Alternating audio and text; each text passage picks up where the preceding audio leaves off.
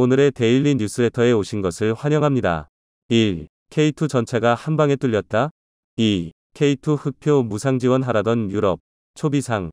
3. 한국에도 미사일이 있나요? 한번 진실을 알아봅시다. 한국에서는 이미 12년 전에 개발이 완료된 한국형 능동 방어체계 KAPS를 보유하고 있습니다. 하지만 이보다 더 발전된 3세대 APS 기술을 국내에서 개발하여 완료하였습니다. 일컬어 말하는 모난돌이 정입니다. 때때로 다른 사람들보다 뛰어난 사람은 미움을 받기 쉽다는 말이 있습니다. 최근 무기 수출을 계속 이어나가고 있는 대한민국을 적대시하는 사람들이 있었습니다. 이들은 K2 전차가 노르웨이 수주전에서 탈락하자 기다렸다는 듯 달려들어 물어뜯고 있습니다. 중국과 일본뿐만 아니라 유럽에서도 K2 전차를 깎아내리는 데 동참했다고 합니다. 이들은 K2 전차의 방어력이 북한에서 복사한 대전차 미사일을 막을 수 없는 허접한 불건이라 주장하고 있습니다. 그러나 이러한 반대론자들은 K2 전차의 방어력 테스트에서 날아간 포탄을 튕겨내는 장면을 공개해 반박되었습니다. 또한 최근에는 한국에서 최초로 개발 중인 3세대 안티 대전차 미사일 기술도 공개되었습니다. 이미 핵심 기술의 국산화를 완료한 상황이므로 KEPL-2 생산되기 전에 개발이 완료될 것으로 예상됩니다. 이 차세대 안티 미사일 기술은 전차의 생존력을 3배로 늘릴 수 있다는 것입니다. 그 실체에 대해 자세히 알아보도록 하겠습니다. 한때 전차 무용론이 정설인 것처럼 받아들여질 정도로 우크라이나 전쟁에서 대전차 미사일의 활약은 놀라웠습니다. 보병들이 쏘는 대전차 미사일에 가로막혀 진격을 멈춰야 했었죠. 우크라 전쟁을 통해 보병용 대전차 미사일도 게임 체인저가 될 수 있다는 사실을 깨달은 각국은 황급히 자국 주력 전차들의 대전차 미사일 대응력을 높여나가기 시작했습니다. 이 때문에 한국 전차를 도입한 폴란드에서도 한국 전차가 대전차 미사일에 대해 충분한 대응 능력을 갖추고 있는지 의문을 표시했었는데요. 게다가 한국군 내부 자료를 통해 K2 전차의 장갑이 북한의 불세5 대전차 미사일에 뚫릴 수 있다는 사실이 공개되며 폴란드 언론들이 일제히 우려를 나타내기 시작했습니다. 러시아제 대전차 미사일 코넷의 카피판으로 여겨지는 불세5는 그 성능이 코넷과 동등하다면 무려 1000터부터 1400mm의 관통력을 가지고 있을 것으로 예상되고 있습니다. 물론 북한에서 제작되었기에 이에 훨씬 못 미치는 관통력을 가지고 있을 것으로 예상되고 있지만 전면 기본 방어력이 800터부터 850mm 정도라는 K2 전차를 위협하기 충분한 위력으로 보이고 있죠. 하지만 이러한 사실을 한국과 폴란드 국방부에서 몰랐을 리가 없었습니다. 이미 무기 수출 계약 단계에서부터 폴란드에서 생산되는 KEPL은 장갑을 대폭 강화하고 대전차 미사일에 대응하기 위해 이스라엘제 트로피 능동방어 시스템 APS를 장착하기로 계획되어 있었습니다. 또한 K2 전차의 전면 방어력은 한국에서 직접 K2의 전면에 120mm K276 날개 안정분리 철갑탄을 발사하여 끄떡도 없다는 사실을 증명해냈었고 측면 장갑이 비교적 얇아 동급 세대의 주력 전차들에 비해 뒤떨어진다는 주장은 국방부에서도 인정하고 장갑을 추가하겠다고 밝혔었습니다. 게다가 측면 장갑의 방어력이 뒤떨어진다는 것도 에이브람스 M1과 같은 60T급 전차에 비해 떨어진다는 것이지 3.5세대 전차 수준의 방어력은 충분히 갖추고 있습니다. 또한 한국군에서 운용하는 K2 전차 역시 국내에서 개발한 능동방어 시스템 KAPS를 개량 장착하여 전차의 생존 능력을 3배까지 늘릴 계획인데요.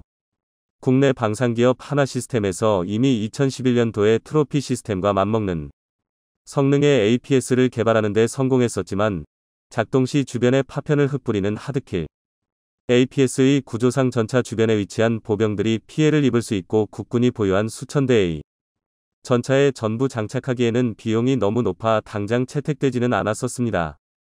당시엔 조악한 북한의 대전차 미사일을 상대하는 데 과하다는 의견도 있었죠.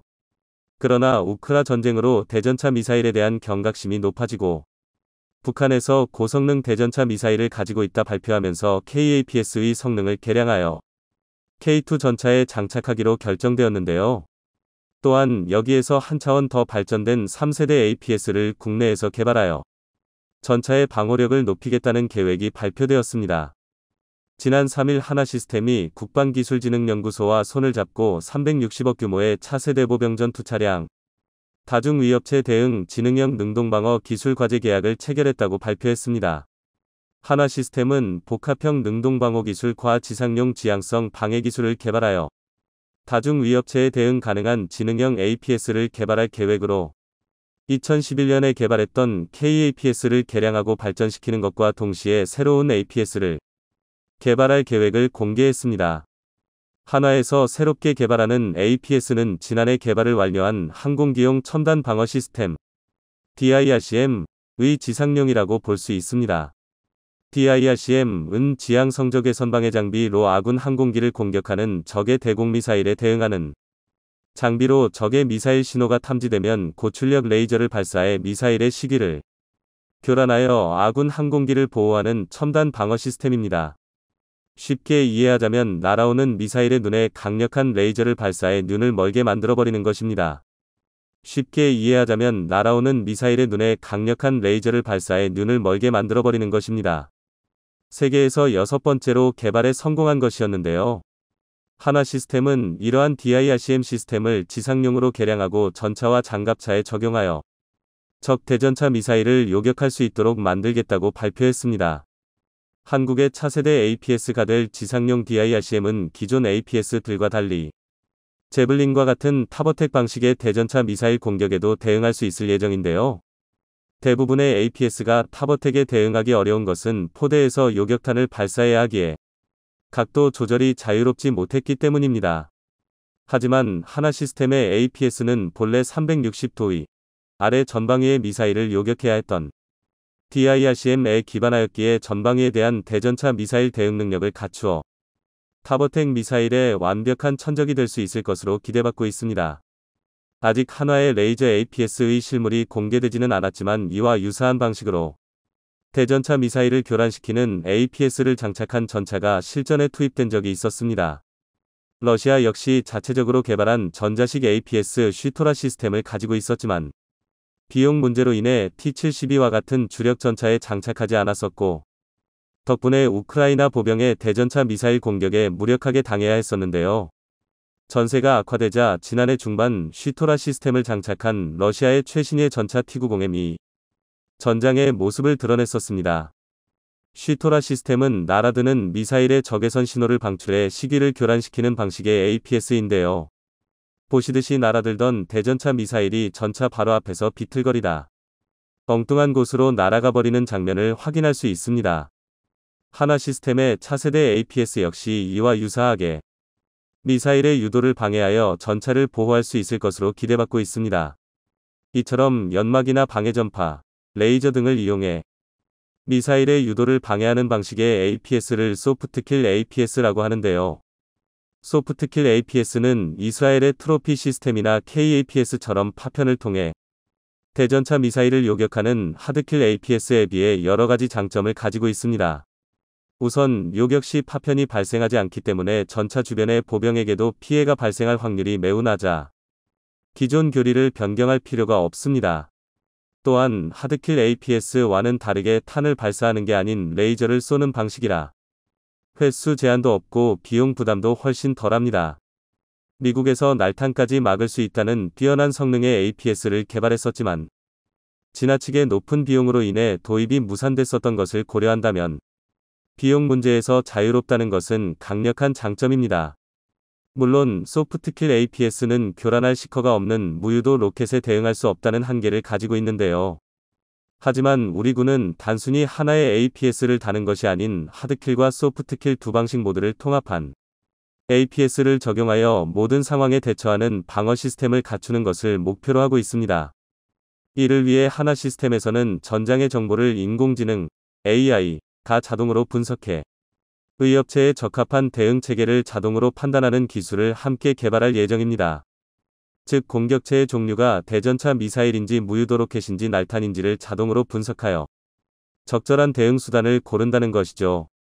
이러한 기술을 통해 전장에서의 전투지속 능력을 크게 향상시키며 생존성을 보장해 줄 수 있을 거라 기대받고 있습니다. 현재 하나 시스템에서 개발이 진행 중인 KAPS 개량형과 지상형 DRICM이 완성된다면 국산 보병 전투차 레드백과 K2 전차에 순차적으로 도입될 예정입니다. APS가 있고 없고의 전차 생존성은 최대 3배까지 차이가 난다고 합니다. 그만큼 현대 기갑 차량에 있어 필수 장비로 여겨지고 있고 우리 전차와 장갑차를 수출할 때도 중요한 세일즈 포인트가 될 것으로 예상되고 있습니다. 차세대 APS뿐만 아니라 한국의 차기 전차를 위한 차세대 I 반응 장갑도 개발이 진행 중인데요. K3 전차를 위해 개발 중인 전기 반응 장갑, 일렉트릭 리침브 아머은 장갑에 강력한 전류를 흘려서 전자기력을 통해 포탄의 운동 에너지를 빼앗아 속력과 관통력을 떨어뜨리거나 포탄을 증발시키는 방식의 방어 시스템입니다. 기존의 반응 장갑보다 부피가 훨씬 작고 자주 교체할 필요가 없는 차세대 반응 장갑으로 한국 전차의 생존성을 비약적으로 높여줄 것으로 기대받고 있습니다. 성공한 이들에게는 질투하는 이들의 유언비어가 따라붙기 마련입니다. 하지만 거짓말로 음해하려 해도 한 번이라도 한국 무기를 사용해본 이들은 그 성능에 반해 한국 무기의 열렬한 지지자가 되어왔습니다. 한국이 세계 4위 무기 수출국이 될 수 있는 고비를 앞둔 지금 흔들리지 않고 제 길을 걸어갈 수 있도록 국민적인 지지가 뒷받침되어야 할 것입니다. 최근 우크라이나 상황이 장기전으로 돌입하면서 국제사회가 의견을 대립하고 있습니다. 장기간의 군사적 대치 상황으로 글로벌 공급망과 에너지난이 유발되는 가운데 누군가는 이번 일로 많은 이익을 보고 있고 누군가는 또 커다란 손해를 보고 있어 같은 동맹국 그룹에 있지만 갈수록 의견 차이가 생길 수밖에 없습니다. 최근엔 한국의 안보 위협을 느끼는 유럽과 중동 등 전 세계를 대상으로 방산무기 수출을 늘려가자 일부 국가들에선 우크라 상황으로 방산 대국이 된 한국이 우크라의 군사물자를 직접 지원해야 한다는 황당한 주장까지 나오고 있는 상황입니다. 미국과 유럽 등 주요 서방 국가들이 우크라이나에 직접적인 무기 지원을 하는 이유는 인도적인 지원이 아니라 동유럽과 붙어 있어 유럽 대륙과 생활권을 공유하는 우크라이나가 러시아에게 넘어간다면 유럽의 안보 불안과 국방비용 증가 등 여러 가지 계산에서 불리하기 때문에 직접적인 지원에 나서고 있습니다.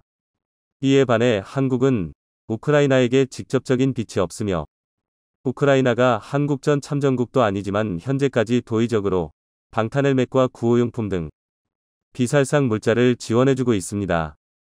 반면 군수물자 위주로 지원하는 서방 국가들은 최근 우크라이나 지원 예산과 금액이 너무 커져 부담감을 느끼는 가운데 한국의 방산장비가 좋다는 소식을 들었는지 한국의 지원을 촉구하고 있다는 소식이 나오고 있지만 얼마 지나지 않아 한국의 이런 주장을 한 사실을 후회하는 상황이 나오고 있습니다.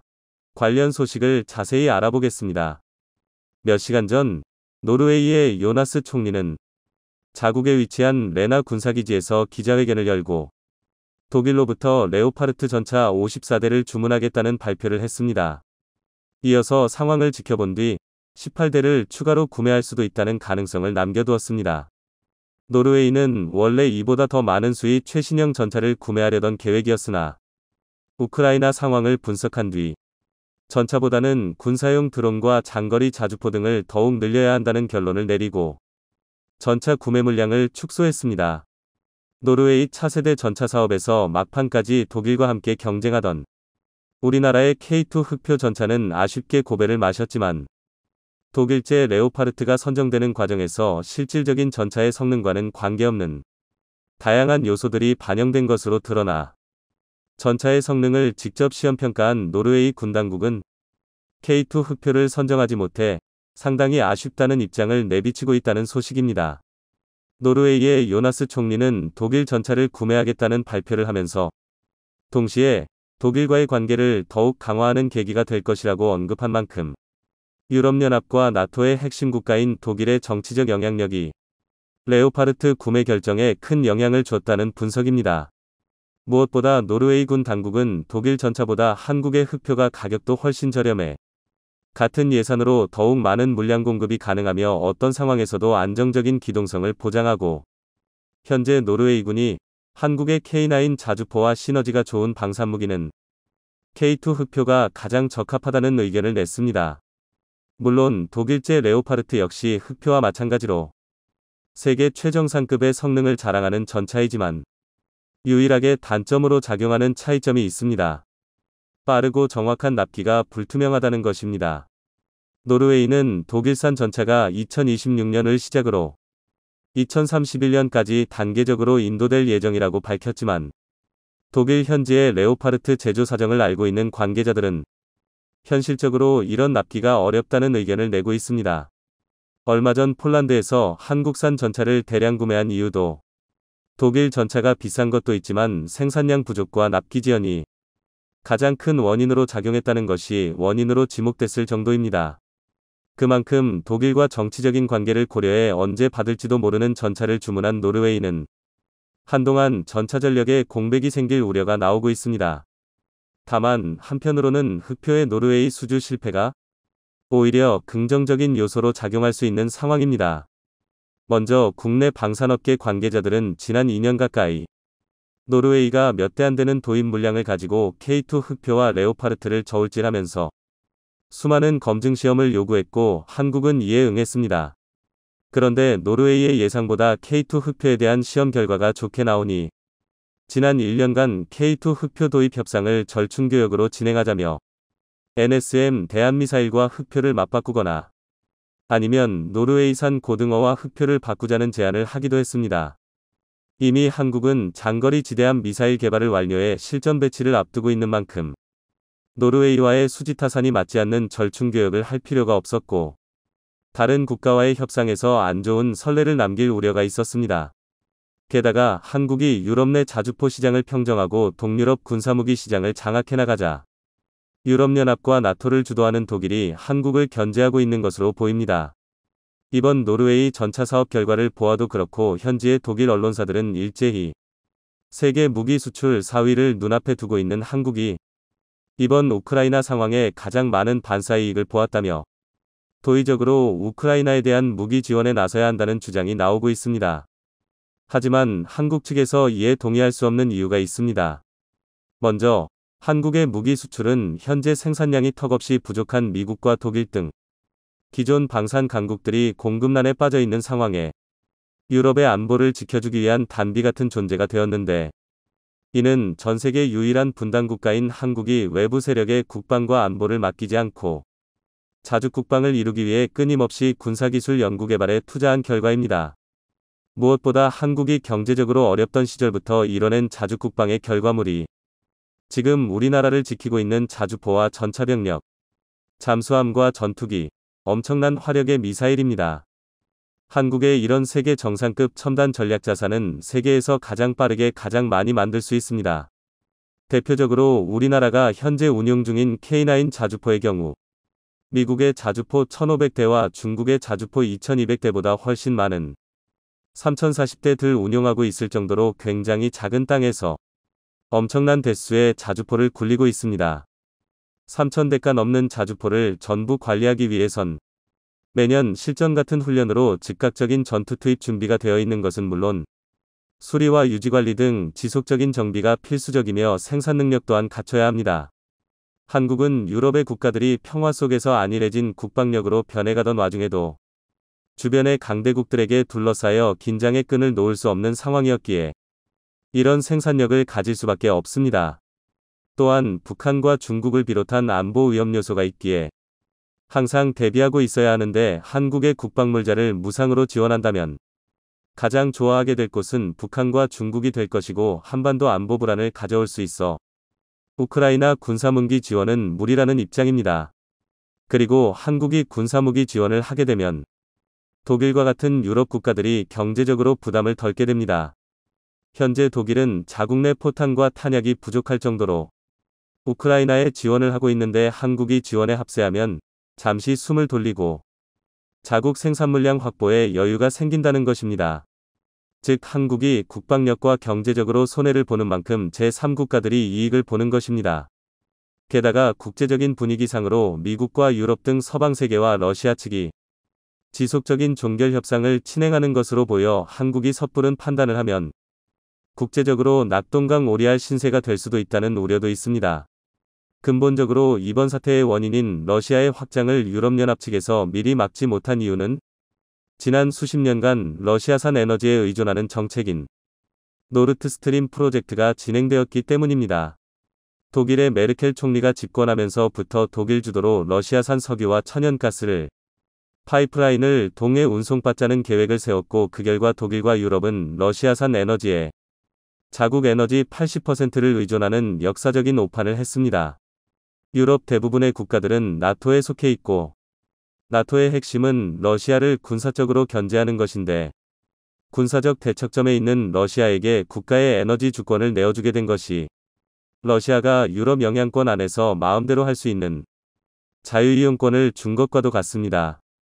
푸틴 역시 사태 초반에 유럽이 우크라이나를 지원한다면 유럽으로 가는 천연가스와 석유를 끊을 것이란 엄포를 놓은 것만 보아도 이번 일의 근본적인 원인 제공은 유럽이 했다는 것입니다. 결과적으로 러시아를 막지 못한 유럽으로 인해 전 세계적인 에너지 가격 폭등이 일어났으며 군사적 충돌로 여러 국가가 손해를 보고 있는데 왜 이제 와서 한국에게 방산물자를 지원하라는 것인지 납득할 수 없는 상황입니다. 한국은 이미 주변의 강대국들로 자주 국방을 하기에도 부족하며 현재 빠르게 납기할 수 있는 유일한 군사장비인 한국산 장비가 탐난다면 정당한 가격과 대가를 지불하고 구매해야 할 것이며 무상지원과 같은 무리한 요구는 지양해야 합니다. 최근에 나토 사무총장도 한국에 방문하여 나토와 유럽 국가들이 자신들의 힘만으로 우크라이나를 지원하는 데 많이 부족하다며 한국 정부를 향해 군수물자 지원을 촉구했다는 사실이 미국 월스트리트 저널에 의해서 알려졌습니다. 그런데 나토와 유럽의 요구사항을 듣다간 한국은 또 다른 지정학적인 위기를 맞이할 수도 있습니다. 한국의 군방력 공백이 생길 가능성은 물론이고 북한과 인접하고 있는 러시아 측이 한국에 대한 조치로 북한을 지원한다면 한국에 대한 군사적 위기가 증폭될 수 있다는 것입니다. 만약 이런 상황이 되어도 유럽에서 책임질 가능성도 매우 낮습니다. 따라서 한국은 군사무기를 직접적으로 지원하기보단 방탄헬멧이나 의료용 군수물자 등을 지원하는 방향이 좋을 것입니다. 이번 노르웨이 전차 사업에 흑표가 아니라 레오파르트가 선정됐지만 노르웨이가 차세대 주력 전차를 시험하는 과정에서 2배 가까이 저렴한 흑표가 성능적으로 레오파르트를 압도하는 부분도 있어 전 세계의 흑표의 우수성을 알리게 되는 계기가 된 것은 물론이고 노르웨이 군당국은 흑표를 원했지만 정치권에서 독일과의 관계를 고려해 전차를 선정한 것으로 오히려 다른 국가에서 K2 흑표를 선정할 때 성능과 기술력만큼은 레오파르트와 비벼볼 만한 압도적인 전차로 인식하게 되었습니다. 따라서 앞으로 더욱 커져갈 글로벌 전차 시장에 흑표가 더 좋은 성과를 낼 가능성이 높아지고 있습니다. 중국의 저명한 군사 전문가를 꼽으라면 장자오종을 꼽을 수 있습니다. 무려 20년간 중국 각종 언론 매체에서 군사 관련해서 여러 분석을 내놓았고 후배들에게 자리를 넘겨준 이후에도 가끔 예능 방송에 출연하는 등 70세의 나이에도 불구하고 여전히 팬들과 소통하고 있는데요. 장자오종이 은퇴하고 몇 년간 중국 군사 전문가들 사이에서도 세대 교체가 있었고 한 군사 전문가가 장자오종의 뒤를 이어 방송에서 두각을 나타내고 있는데요. 최근 군사 관련 프로그램에서 한국을 위험한 국가라고 분석해 현지에서 논란이 되고 있습니다. 중국의 염원이라고 할 수 있는 중국몽을 저지하는 요소로 한국을 지목하고 있는데요. 한번 자세히 알아보겠습니다. 현재 전 세계에서 우러 전쟁을 가장 관심있게 바라보고 있는 나라는 누가 뭐래도 중국일 것입니다. 러시아가 전쟁에서 승리한다면 중국은 이를 서방 세력이 약해졌다고 판단해 대만을 쳐도 되겠다는 확신을 얻기 때문인데요. 최근엔 미중 패권 전쟁, 제로 코로나 봉쇄, 그리고 오는 10월 열리는 20차 당대회 등 굵직한 일이 많았고 대만 봉쇄 훈련 이후 그다지 신경 쓰지 못하고 있는 상황입니다. 하지만 군사적인 측면에서 우러 전쟁을 누구보다 중시하고 있으며 전문가들을 초청해 그 주의 전황이 어떤지 일어날 수 있는 변수가 무엇이 있는지 최근 떠오르고 있는 무기가 어떤 것이 있는지 분석하는 토론 방송을 매주 진행하고 있는데요. 중국의 군사 전문가 장자오종은 1970년 군에 입대해 지속적으로 군사활동에 참여했으며 인민해방군 장교로 전역한 후 국방대학교에서 군사전략 지도교수를 역임. 2003년부터 군사 관련 방송에 게스트로 출연하면서 모습을 드러냈습니다. 그 후 2015년까지 활발하게 활동을 이어오다가 자리에서 물러났는데요. 지금도 가끔 방송에 나오며 많은 팬을 보유하고 있습니다. 지금은 그의 빈자리를 장빈, 이 다음 세대 군사 전문가로 입지를 넓혀가고 있는데요. 95년도부터 업계에 들어온 장빈은 올해 48세로 이전 세대 전문가들의 나이가 60 후반에서 70세란 걸 감안했을 때 매우 젊은 편에 속합니다.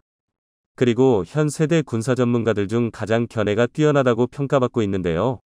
장빈은 최근 방송에서 우러 전쟁에 대해 이렇게 언급합니다.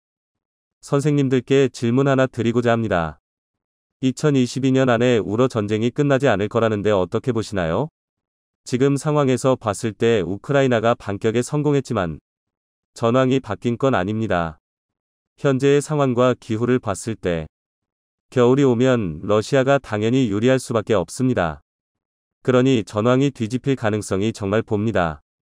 당연히 겨울이 되면 발동이 더뎌지겠죠. 그리고 봄이 돼서야 활발해질 건데요. 하지만 어찌됐든 우크라이나의 가장 큰 문제는 화약이나 무기가 점점 부족해지고 있다는 것이죠. 이런 화약이나 무기는 전부 나토에서 주고 있는데 나토는 지금까지 우크라이나에 무기를 엄청나게 지원해줬거든요. 심지어 독일은 탄약고가 텅텅 비었대잖아요. 종합해보자면 우크라이나는 나토에 계속 지원 요청을 해야겠죠. 러시아가 유리해지는 순간이 오더라도 첨단 무기들로 무장하고 있다면 충분히 막을 수 있을 테니까요. 이렇게 중국의 바램인 러시아의 승리에 확신하지 못하는 대답을 내놓았습니다. 분석 내용처럼 무기의 질에 문제가 있다면 천연가스 팔아서 번 돈으로 중국의 무기를 사면 될 거 아니냐는 네티즌들의 반응이 잇따랐는데요. 이 반응도 참 양심이 없는 게 천연자원 자체가 유럽을 견제하기 위해 러시아가 썩혀두고 있던 걸 중국이 헐값에 사놓고 정작 무기를 정가에 팔면 된다는 해결법에 동맹국이 맞나 의심이 갈 지경입니다. 그리고 이 방송에서 한국에 대한 얘기도 나오는데요. 바로 폴란드와 있었던 20조 방산 수출에 대한 이야기입니다. K9, K2 흑표, FA-50에 이어 천무 다연장 로켓까지 도입을 검토하고 있다고 하죠. 우크라이나 전쟁에 게임 체인저라 불리는 미국의 M14 히마스를 포기하고 한국에 천무를 도입하고자 하는 것인데요. K239 천무 다연장 로켓포는 구식 K136 구룡 시스템을 대체하고 한국 포병의 능력을 향상시키기 위해 만들어졌습니다. K136 구룡 대비 사거리와 화력, 정확도가 비약적으로 상승하여 군단급 정찰 무인기와 더불어 군단 작전 반경을 획기적으로 늘린 체계로 평가받습니다. 천무는 탁월한 험지 돌파력이라는 장점을 지니고 있는데요. HIMARS가 우크라이나에서 큰 활약을 벌이고 있는 것은 평지였기에 가능했다는 분석이 나온 만큼 평지 전용 차체의 한계로 인해 산지가 많은 우리나라나 폴란드에서는 운용에 애로사항이 많습니다. 그리고 KTSSM으로 불리는 400mm, 600mm 전술지대지 유도 무기까지 조만간 천무에 통합될 것으로 보이는데요.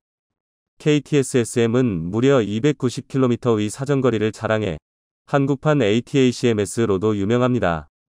마리우스 부와슈차크 폴란드 부총리 겸 국방부 장관은 현지 매체인 폴소키타임즈와의 인터뷰를 통해 K239 천무 다연장 로켓의 잠재적 도입 및 공동개발까지 한국과 논의 중이라는 이야기를 꺼냈는데요.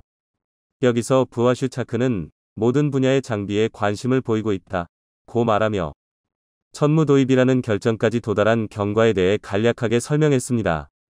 당초 폴란드는 미국의 HIMARS를 주문했지만 미국이 이런저런 핑계를 대며 넘겨주기를 주저해 여태까지 한 대도 인도받지 못했죠. 미국은 폴란드 대신에 당장 화력이 필요한 우크라이나에 HIMARS를 제공했고 거기서 HIMARS가 엄청난 활약을 하는 모습을 본 폴란드는 더욱 조급해졌습니다. 전쟁이 길어지며 미국으로부터 HIMARS를 받을 수 없을 것이 거의 확실해지자 폴란드는 HIMARS를 대체할 무기가 필요했고 그 무기로 한국에 천무만한 게 없다는 결론에 이르러 주저할 틈도 없이 곧바로 천무 계약까지 논의한 것입니다. 부와슈차크가 천무의 이야기를 하면서 우크라이나 전쟁에서의 다연장 로켓포의 위력을 업급한 것은 실제로 HIMARS 때문에 전쟁의 양상이 크게 뒤바뀌었기 때문입니다. 이처럼 폴란드가 한국 무기를 국내분 생산량까지 싹 쓸어가려 하는 건데요. 그 외에도 그리스, 중동, 노르웨이, 호주 등 수출 계약이 끊이지 않고 있죠. 과도하게 늘어난 물량을 맞추기 위해 현대 로템 역시 경무를 감당하기 위해 전 분야에 걸쳐 대규모 채용을 시작했는데요. 이런 상황을 장비는 이렇게 분석합니다. 한국에 대해 이야기하셨는데요. 배후에는 미국이 있다고요? 한국을 끌어들인다는 게 어떤 얘기죠? 서방 국가 대부분의 일은 미국 주도하에 이뤄집니다. 우크라이나에 원조하거나 각 나라에 원조하는 대부분이 미국의 협조하에 이뤄진다고 봐도 무방하죠. 여기에 한국이 참여하는 건 이상한 게 아니에요. 다만 적극적으로 관여하지 않은 거예요.